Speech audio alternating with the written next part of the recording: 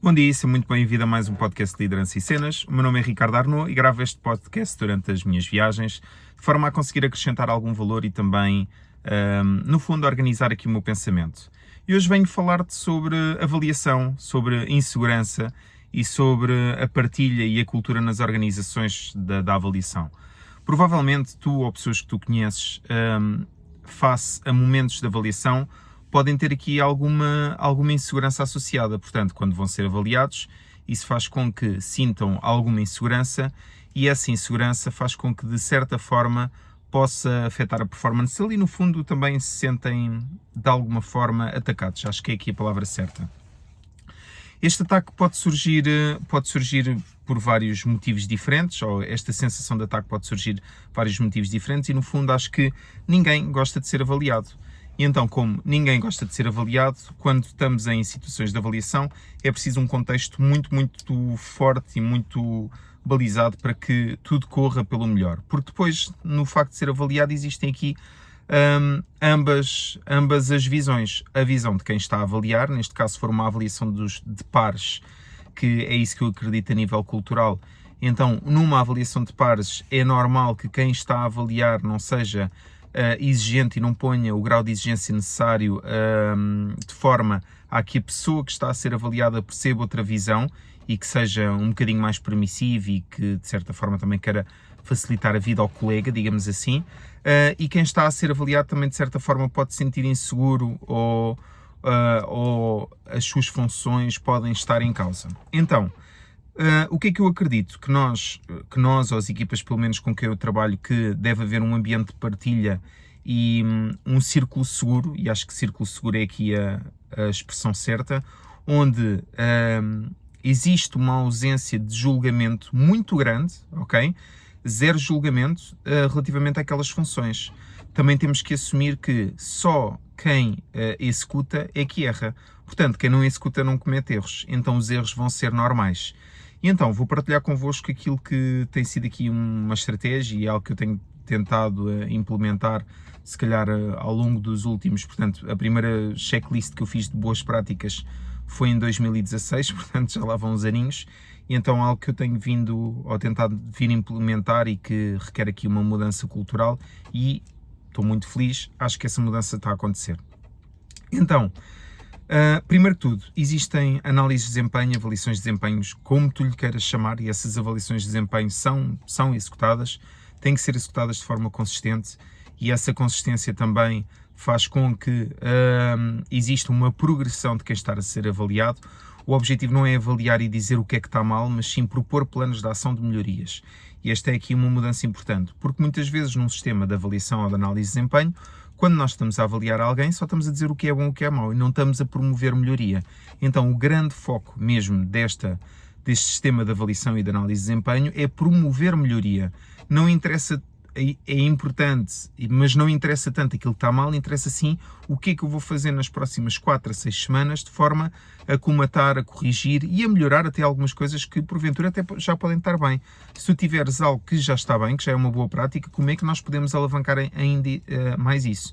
Porque não interessa também só corrigir, quando nós queremos trabalhar com talento, não interessa só corrigir aquilo que está mal, interessa também fomentar e potenciar ainda mais aquilo que já é bom. Pronto, e então, aqui surge a primeira mudança organizacional ou a primeira mudança de cultura. Quando em sistemas mais fechados ou em determinadas empresas a avaliação de desempenho é unilateral significa que eu tenho os critérios, a equipa até os pode conhecer e está tudo bem, ou muitas vezes nem os conhece porque eles não são passados de forma clara, e depois, e inclusive isto pode mexer com prémios financeiros ou com níveis ou com o que for, e depois existe uma pessoa que é avaliada. Portanto, qual é que é o sistema em que eu acredito e o que é que eu estou a tentar fazer? Existe uma ferramenta de avaliação, que nós chamamos, no caso da minha realidade, é um assessment. Esta ferramenta de avaliação é disponibilizada, neste caso, aos coordenadores, estamos nessa fase de implementação e eles estão a aplicá-la, mas a equipa conhece tal e qual a ferramenta de avaliação como é que ela é. Quais é que são os critérios, qual é que é o método de aplicação, qual é que é a melhor forma de executar, como é que são feitas as observações. Porquê? E aqui surge a mudança organizacional que eu gostava, ou a mudança cultural que eu gostava de implementar. num mundo perfeito e daqui a algum tempo, aquilo que eu gostava que acontecesse é que a equipa tivesse à vontade o suficiente uns com os outros para agarrarem nessa ferramenta que é conhecida, que está clara, que é uma ferramenta de aplicabilidade prática com critérios muito específicos, muito transparentes e pudessem aplicar uns aos outros. Portanto, eu, enquanto colega, enquanto professor, neste caso, quando eu precisasse de ajuda, podia perfeitamente virar-me para um colega meu e dizer-lhe assim: olha, observa aí o meu treino e diz-me, mediante aquilo que é a tua visão e a observação que tu fizeste, qual é a classificação em que eu estou, qual é que é o nível em que eu estou e o que é que eu tenho para melhorar. Porquê? Porque a ferramenta é conhecida.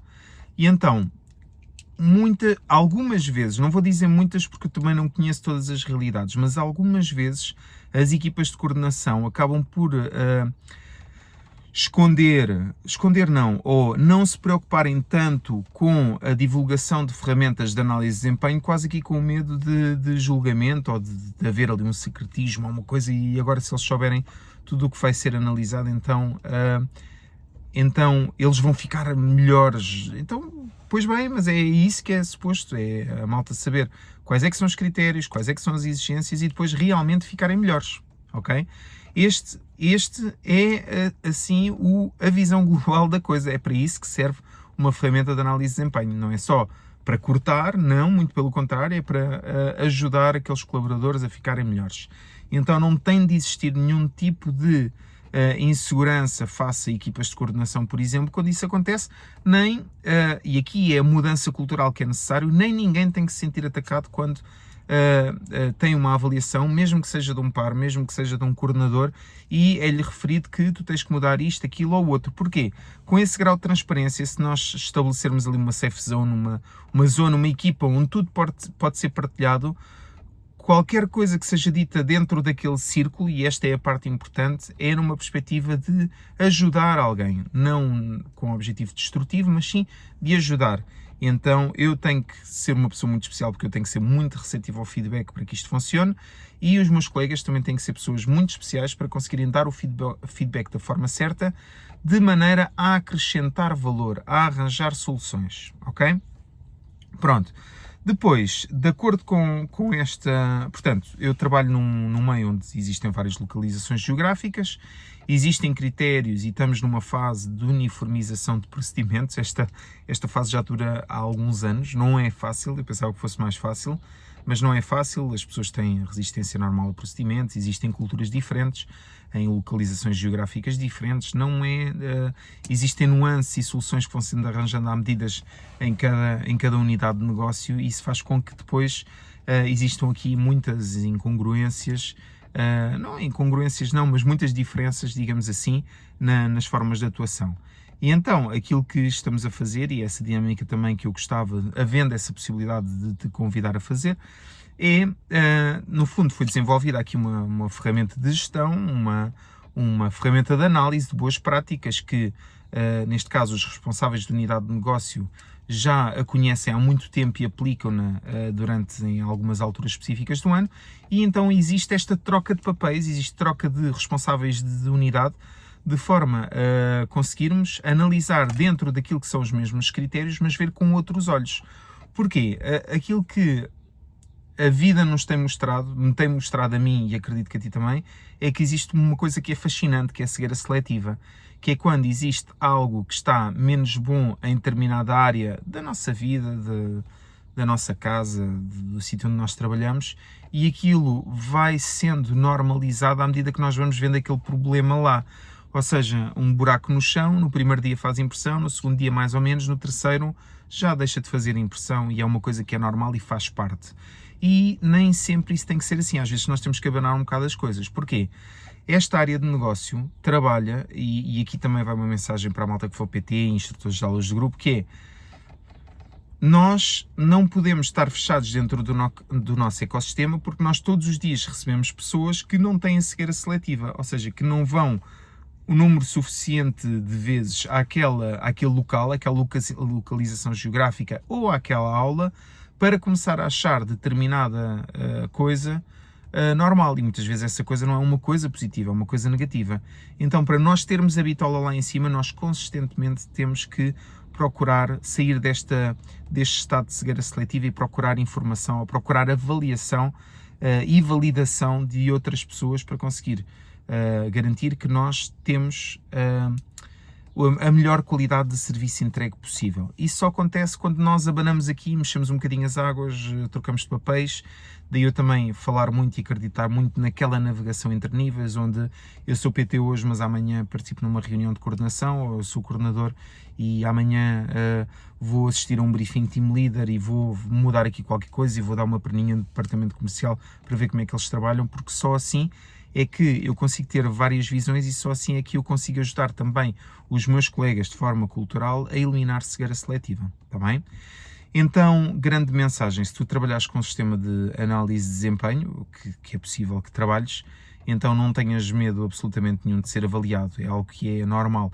Pergunta sim quais é que são os critérios de avaliação, não porque o objetivo é teres a melhor nota possível, como é claro, não porque estás a duvidar da pessoa que está a avaliar, mas porque realmente quer saber, tenta querer saber esses critérios de avaliação de forma a conseguires ter a melhor performance possível, conseguires entregar o melhor possível a ti, porque nós só conseguimos ser bons em algo se nós soubermos o que é ser bom em algo, está bem?